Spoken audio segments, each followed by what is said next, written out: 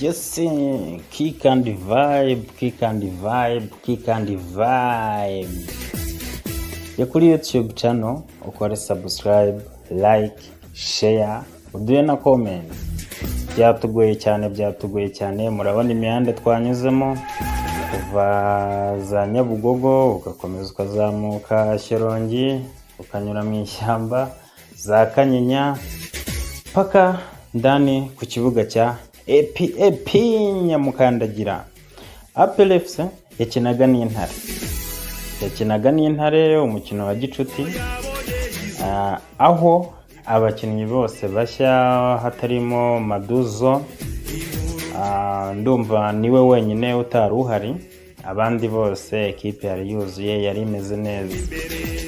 Twandi twabararikiye live yabereye Nyamirambo kuri tapi y'abafana ba APR FC n'abakunzi ba Rayon Sport. Ntago rero twakoze, twumvishe ko Shyorongi hahiye, natwe turavuga ati tuhatwikire rimwe bitugora, ariko tugereyo tubahe amakuru meza. Ariko ku yindi update, Rayon Sport yakinnye match ya gicuti na Jamus ya Muhire Kevin. Rayon Sport yatsinze Jamus ibitego 4-3. Ya ikipe ya Muhire Kevin yatsinzwe.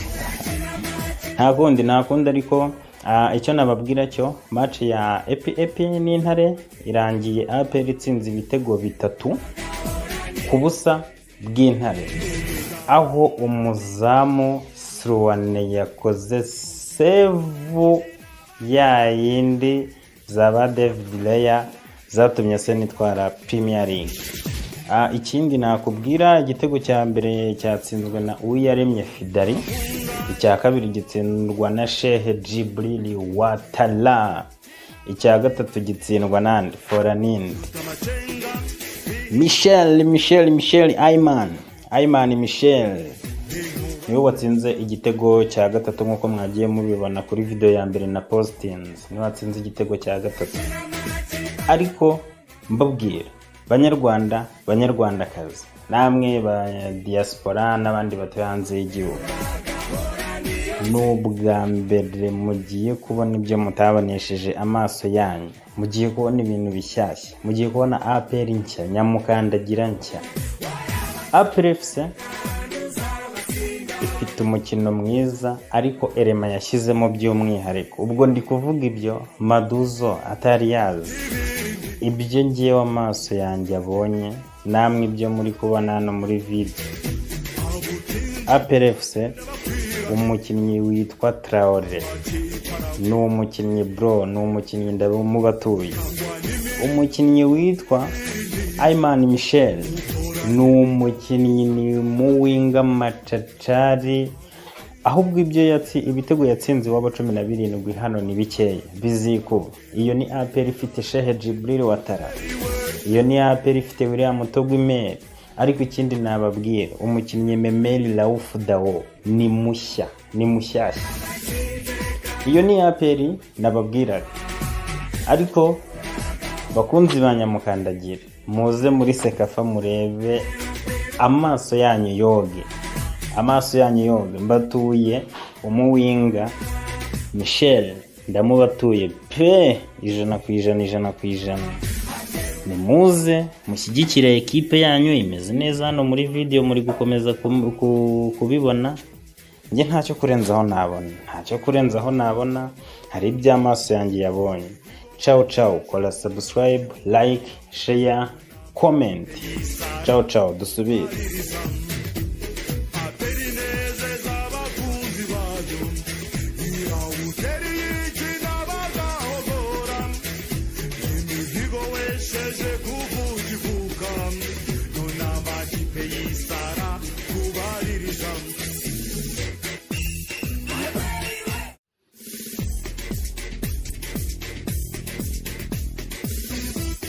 Just kick and vibe. Ya kuri YouTube channel ukore subscribe, like, share, uduye na comment. Byatugoye cyane murabona imihanda twanyuzemo kuva za Nyabugogo ugakomeza ukazamuka Shyorongi ukanyura mu ishyamba za Kanyinya paka ndani ku kibuga cya EPEP Nyamukandagira.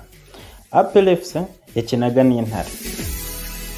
n'Intare umukino wa gicuti, aho abakinnyi bose bashya hatarimo Maduzo, ndumva niwe wenyine utari uhari, abandi bose ekipe yari yuzuye, yari imeze neza.